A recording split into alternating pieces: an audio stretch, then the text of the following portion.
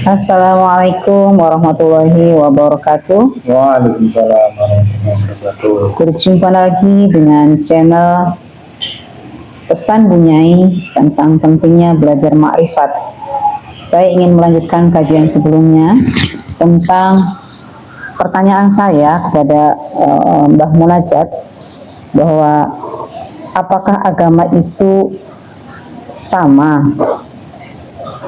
Kok ada yang bersyariat, saya Muslim, ada tetangga saya Nasrani, Hindu, Buddha. Di Indonesia kan memang banyak agama ya. Yang saya tanyakan, apakah Tuhannya sama, Tuhannya satu, dan agama itu sejatinya berbeda atau memang hanya satu gitu? Adakah dan saya juga baca tentang firman Al-Quran, yaitu Al-Anbiya ayat 92. Sesungguhnya ini benar-benar adalah agama kamu semua, agama yang satu, dan aku adalah Tuhanmu, maka sembahlah aku.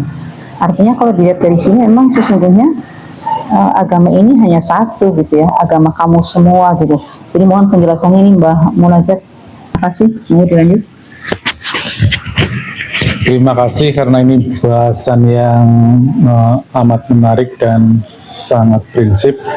Jadi ini saya masukkan sebagai sebuah channel kolaborasi antara Pesan Bunyai dengan channelnya Mbah Munajat Karimullah.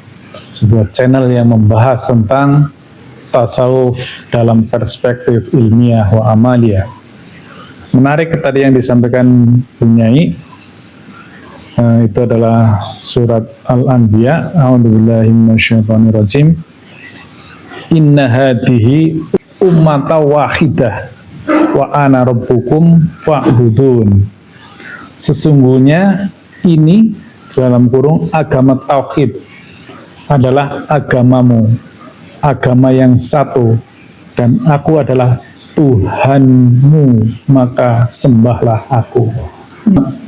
Ini ayat yang menarik, sekaligus harus hati-hati karena ini sekali lagi ini adalah ayat-ayat dimensional itu. Jadi kita harus memahami secara dimensi yang tepat. Ketika ini dipahami dalam dimensi yang lahiriah, yang operasional, yang ada sudut pandang, definisi dan deskripsi, maka kita akan terkotak-kotak. Jangankan berbeda agama, satu agama pun berbeda mazhab bisa saling bertentangan. Satu mazhab, bahkan satu mazhab sekalipun berbeda gurunya, itu akan berbeda juga cara pandangnya. Jadi ini adalah pemahaman dimensional.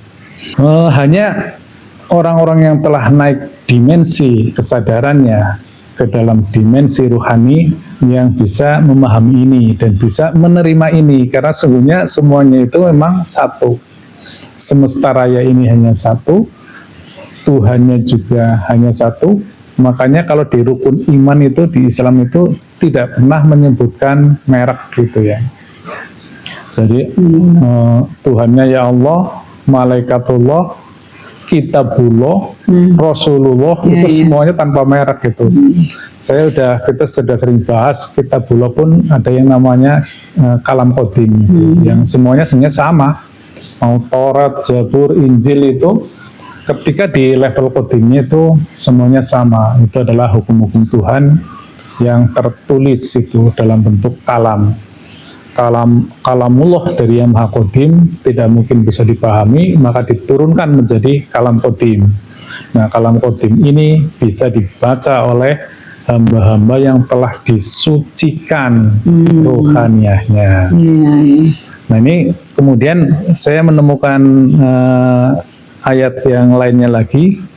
Innad dina indallahil Islam. Sesungguhnya agama yang diridhoi di sisi Allah hanyalah Islam.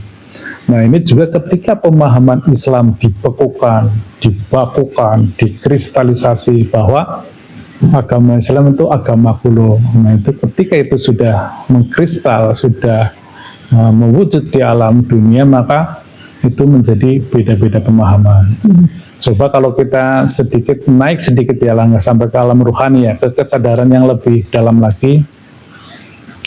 Agama Ibrahim itu agama apa? Agama Musa agama apa?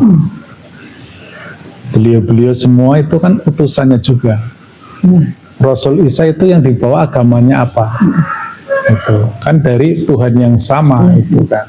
Itu juga dari kodim yang sama, dari hukum yang sama. Kemudian wujud ke dunia sama manusia dikasih merek gitu.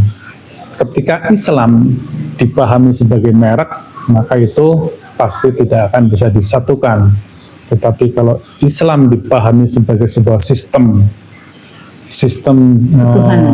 ketuhanan, Islam itu adalah berserah diri, maka semua orang sebenarnya bisa itu. Jadi yang selamat itu adalah hanya orang yang berserah diri.